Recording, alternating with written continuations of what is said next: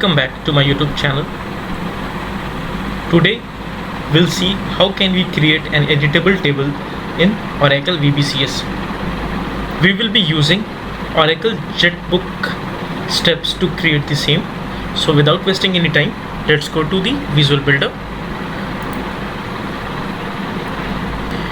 And for the Oracle Developer Cookbook, I'll share you the link in the description. So basically this particular site tells you how we can achieve different components on VBCS page. So as you see here, we are under tables, and in tables we are into editable. So here we have certain set of steps which we need to follow to create a editable table. And for the same we have the HTML codes, .js codes, .css and all other things. So I'll be following the steps. I'll be explaining in detail what steps we are doing, why we are doing, and we'll try to create a editable application. So now Visual Builder is loaded here. Without wasting any time, I'll click on the new application. Here we need to provide the application name. I'll be giving staff portal because I'll be storing and representing staff information onto a VBCS page, and we'll edit the details there. So here we have application name, the application ID, which is self-populated. However, we can give whatever we want here. And now here we have an option to choose the application template. I'll show you what are the templates available. We have empty, we have Oracle Light theme, and we have Oracle Visual Builder Cookbook. So we have different templates here, but I'll be going with the empty one. So just click on empty and then click on select. So now just we have provided the basic information of our application. Now we can click on finish, and our application will be created and we will be directed to the development page. Yeah, so this is the application environment. Here we have options for creating a mobile application, a web application, calling different services, maybe REST services or web services. This is the area where we can specify the business object. Here we have different components which will be there on the page. Here we have the processes. If we are integrating any process into our application, we can define all those things here. And then in the last we have the source view. So here you can view the different sources here. Now, as I've said, we'll be storing and displaying staff information. So I'll be creating a business object which will be act as my data source. So here I'll go and click on the new business object. I'll give the name as staff tab, and then click on create. So now you can see that the business object staff tab has been created. This is the overview page. If there is some relationship, maybe a parent-child relationship, that will be represented here. And then we have fields which represent what are the fields present in this business object. Then we have security. So if we want to control the inside of the data based on the security, based on the rules, we can do it from here. Then we have the business rules. If you want to define a business rule, we can do it here. Then we have the endpoints. So here we have different endpoints such as get all, get one, patch, update, etc. And then in the last section we have data. So we'll come back to data. Before that, we'll create some fields which we want. So I'll be creating a field called as name. I'll specify the type to be string, and then click on create field. Then I'll be creating a field called as age. I'll specify the type to be number, and then I click on create field. Then I'll create another field called as department, and the type would be text here. And I'll create one more field called as designation. Here also the type will be string. So just will click on create field. So whatever the fields which we wanted in our business object has been created. Now we'll create some sample data. So this is a data section. So here you can see we can import data from a file. If we have data, we can export it, we can refresh, filter, all those things. I'll be quickly adding few sample data which we would be using in our tutorial today. So I'll give the HS34 department.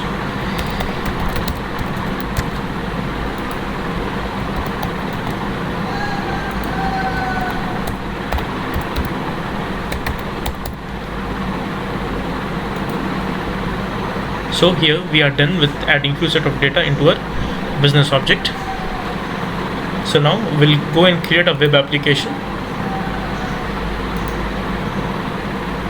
I'll give the application name as staff portal. Here we have option to choose from navigation type. I'll go with none, the other is tabbed. So we are going to have only one page in the application, so I think none should be fine for us. So here in our web application, this was the web application name. In the flows we will have our main, and into the main we have our main start, which is basically our developer page. If we keep on adding more files here, different pages will be created. And here we have resources and we have root pages. So we have resources such as components, CSS, images, strings, and all those things. And root pages is the shell page, where the background, the back thing of this is defined here in the shell. So I'll quickly drop a heading here.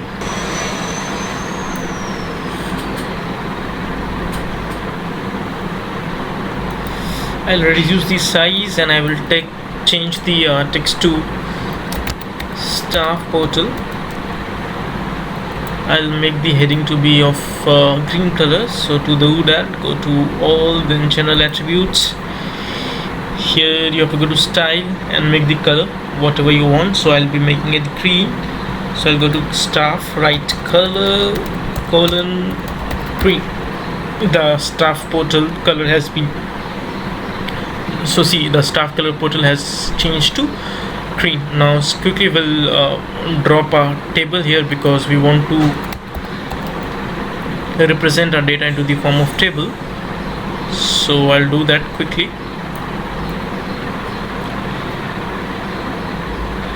So now I'll go to the cookbook. Here see, in the recipe it says construct an array data provider and make sure to specify the key attributes property of the options parameter. So and I'll be creating the type first, and in type I'll be creating it from the endpoint, and I will define the type to be as array data provider.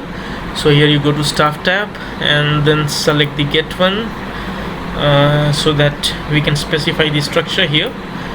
Now come to click on next. Here we'll select the columns which we are interested. I want ID, I want the name, I want the say department, I want the age, and I want the designation. So and here I'll name it as staff type. So here we can give whatever name we want. I'll be giving staff type for my easy reference. So I'll just click on finish here. So now the type is created. We'll quickly create a variable which will be referring to this type. So I'll click here and what should I give the name? I'll give the name as staff ADP, and I'll specify the type to be array data provider, and I'll just click on create. So now here you see it asks you to provide the item type. The item type will be same as our type which we have created. So it will be staff type here, and when you come down you can see key attributes. So it basically asks you what should be the primary key. I'll be referring ID to be the primary key here. So by now we have created the type which is of the type array, and we have created it using endpoint, and we have defined the variables. We have defined the type of that variable to be our created type, and now we'll define the data source for this variable. So to do that, just click on the event listener then click on once this should be populated when we enter the page, so I'll choose VB enter, then click on next. Then on the page action chain I'll create fetch staff info. Here again we can give whatever we want. I'm giving fetch staff info for my easier reference, so just click on finish here, and now you go to the action chain. So in this action chain we'll be calling the REST API to call so this REST API will populate the staff information into a variable. So we'll need to select the endpoint, so go to business object, expand the business object name and go to get all. So I'll just click select here. After that I need to assign the output to a variable, so to do that just drop an assign variable component. Just assign the value here. So this is our target, this is our source is still loading, we'll wait. Yeah, so we want to store the output of the REST call into our variable, so expand here. So you see it has all the things here, so I'll just see you have item 0, so all the things are here. So I just map this item to the data, and here I set the target to empty, so that it will refer to the empty variable. So I just click on save now.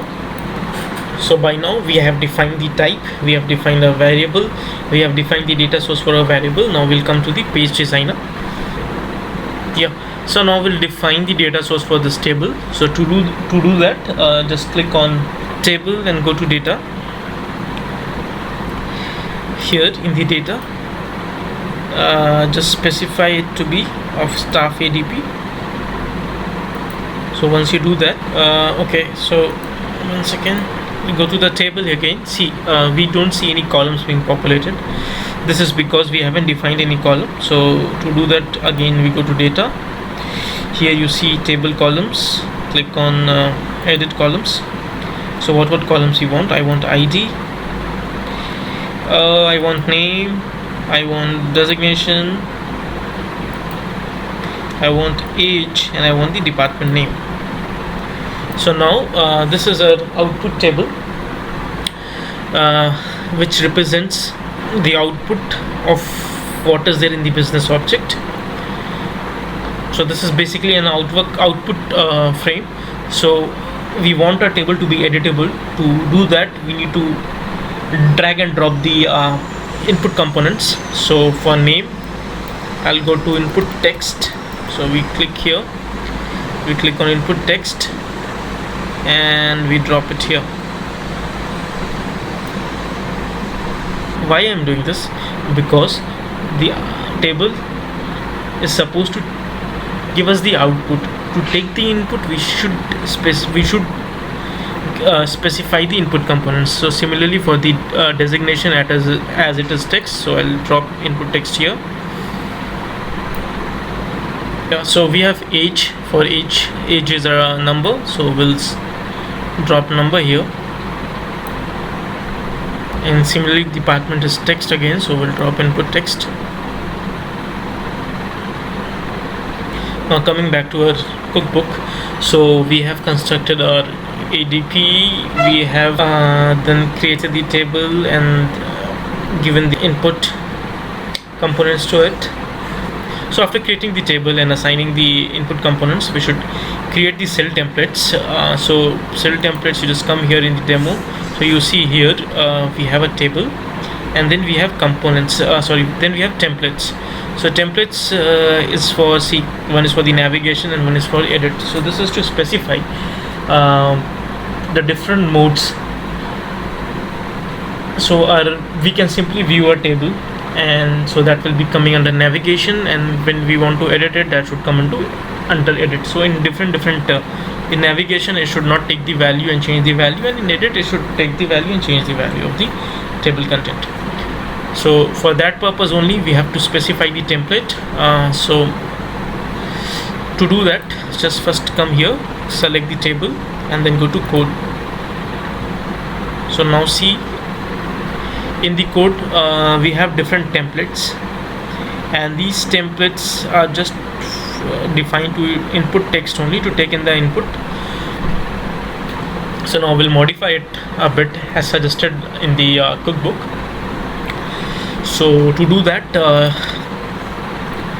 I'll just copy everything from here till edit. Okay, so I'll copy this and I'll just place it after our first template, that is name. Okay, so I'll arrange it to make it easier for us to read it. So I'll just format it a bit. Okay, and you see we have if OJ bind if component. So in if, when it is in navigation, what to do, when it is in edit, what to do. So here the if is open, here the if is closed. Now here if is open, we need to close it. So click on here and we close OJ bind if, and we close it here. Okay, so okay, we are done here. So now you see we will copy the same in other templates also. So we have to copy till edit, again in the designation we'll paste it here. Again we need to close the if, so we'll go here, press and enter, paste it here, and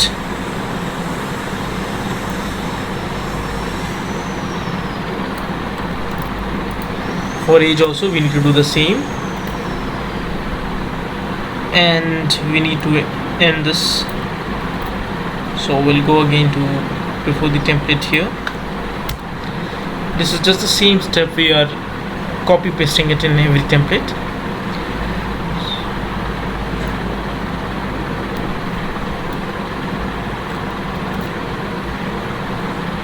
Okay, one thing here, you see this particular line was before we pasted the code, so it expect us to take the value of the current row, and see, cell is not defined, so we haven't defined cell.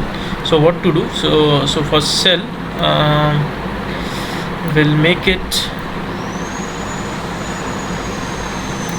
or we'll replace this cell with $current everywhere.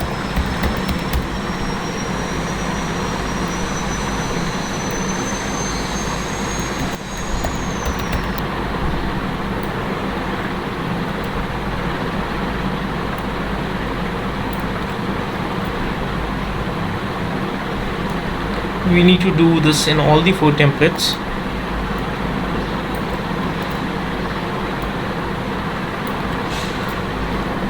Okay, now we again come to design, and we need to make this table to be editable. So for that, just click on the table, go to all, then go to general, and you go to edit mode, and then make it row edit. And here also you see we have each field as read only equal to true. So for that we just need to go to read only, go to general, and in general you need to uncheck this read only. You need to do it from all the templates.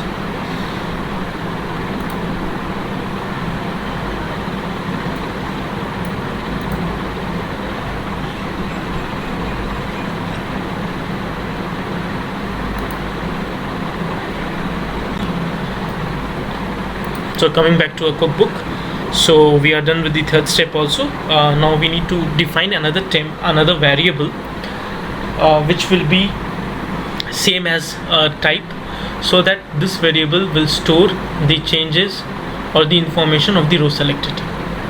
So to do that, we'll come back here again. We'll go to the variables, and here I'll create a new variable. I'll give the variable name as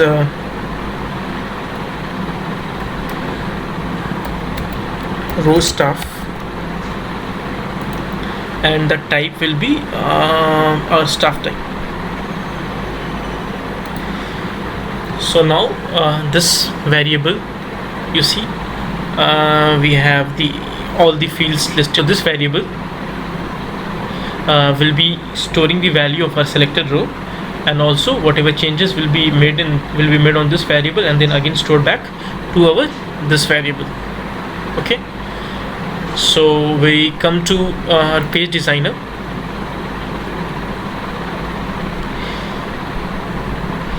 and then we come to design. I'll just click on live and see how our pages. Yeah, it is fine. Okay, so coming back to our cookbook, we are done with the defining a variable. Now we want to store that information into the selected row information into that variable. So click on the new event, click on the OG before row edit. So what was the value of the row before edit? So we'll select this here. Okay,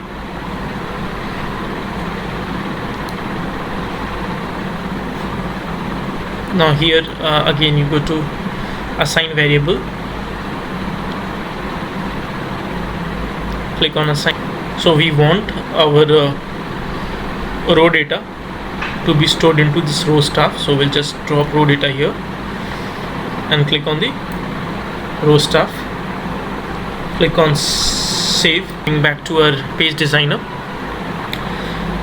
Before that, we'll just go and check. It asks us to create a row edit end listener. I'll create that and show you why I'm creating that.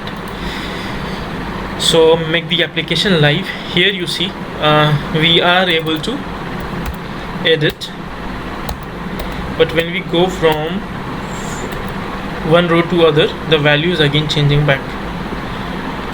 So for those value to retain, we'll just click on row before row edit end. So before the editing end, what is the value that will be stored here by using this action chain or the event? So just I'll click on this. So in this action chain, basically we need to map our new row variable with the SDP variable, because this row values will be inserted into the SDP. So here in return type, okay, so before that we just need to draw a fire data event provider, because here we need to provide the data from this our row variable to our ADP variable. So here we need to specify the target. The target here will be staff ADP, and now we need to update this with the value from our row edit. So just expand the update here. In data, we need to map the data of our row staff,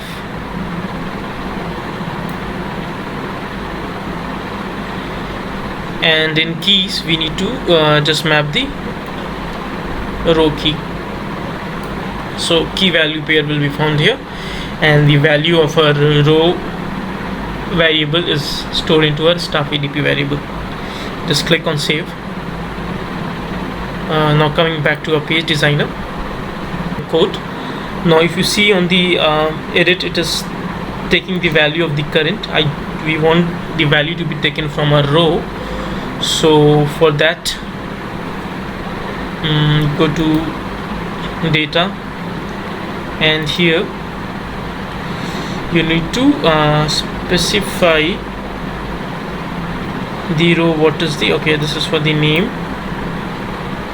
Similarly for designation and other columns we'll be doing, going to variables, designation,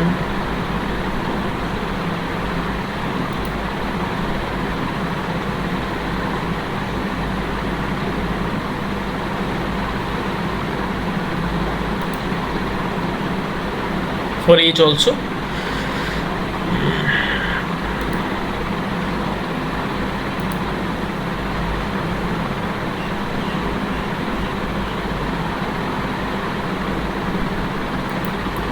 And similarly for the department.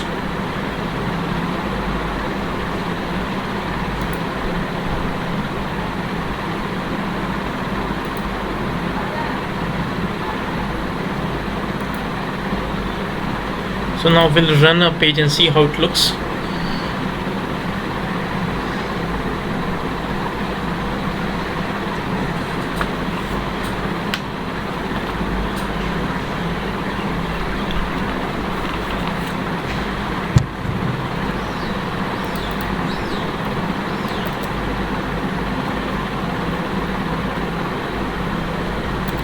See now the values are stored even when we are tapping out.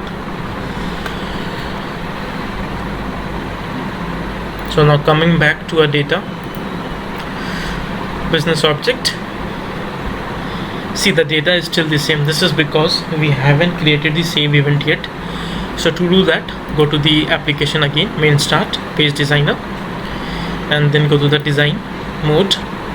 Here I'll be creating a button that will trigger my writing activity onto the database. So I'll just drop a button. I just may make the text to be safe. Now we need to create an event. The event should specify your actions to save it. So click on quick start OJ action. Here we'll call a for loop because we may be updating more than one rows at a time, so we want each to be processed individually. Here again we'll be calling our REST endpoint, that is the patch operation we'll be performing here. Okay, before that I'll just want to show you something. So it asks us to provide the parameter here, so we need to map it for each.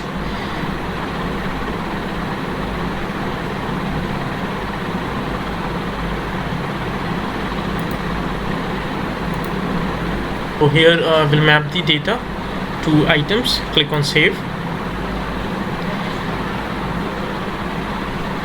Now here I'll call the REST service to update our database or the business object. So here I'll select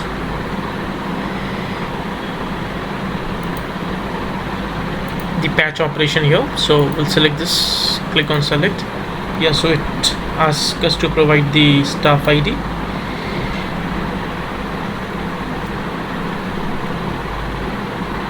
For staff ID, we just need to expand our data, items, and our ID will be mapped to staff ID.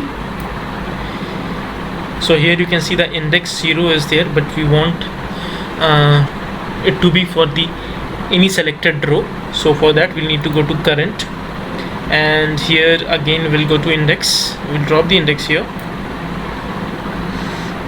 or we can map the index here. Now what we need to just replace the index 0 with the current index.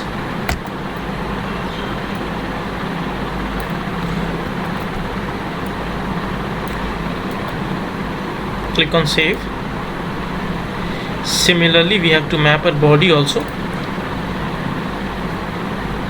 Again coming back to the details, data, item 0 will be mapped to a body. Again we need to specify the current index 1, so we'll just click here. replace our index 0 with current index and save it. And here we can give a notification to tell us whether the event is successful or not. So for that I'll just go fire in notification.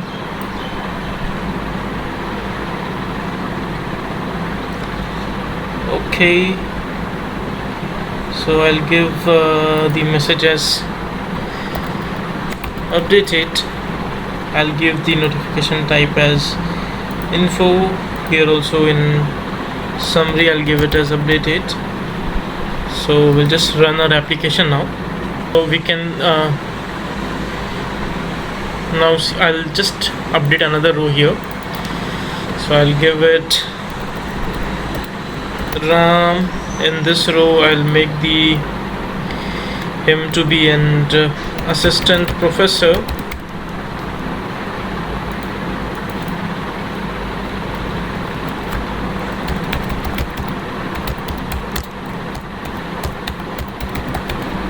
And just click on saving the changes.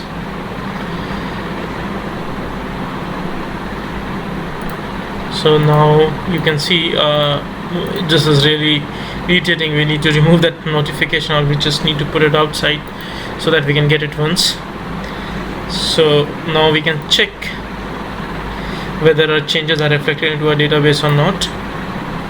So see, for Ashok Gora we have maintained I'm an assistant professor, so our page is working completely fine. So I'll brief you again what are the steps we did today to reach the end of this fantastic requirement. So we created a business object, we created a table, we created a type of array data provider using endpoint, then we created a variable referring to that type, and then we created we use this variable to store the information from the REST endpoint, and then that variable was referred by a table to populate the values. And after that we created the templates as suggested by the cookbook. Then we created a row variable so that it can store the changes which are being made on a particular row. And then we fired to end important events. One was to store the information into a row variable, that was our create this. I'll just come to your events or action chain. Also we can go to action chain. So one was before row edit, this was to store the information onto a row variable, and this was to store the information from a row variable to our array ADP, that is the action chain table before row edit end. Hope you would have found this video helpful. If you have any doubts or any suggestion, feel free to comment. If you like my content, please support me by sharing this video with your friends on mail, WhatsApp, wherever you want to share it. Please share it and subscribe my channel. Thank you.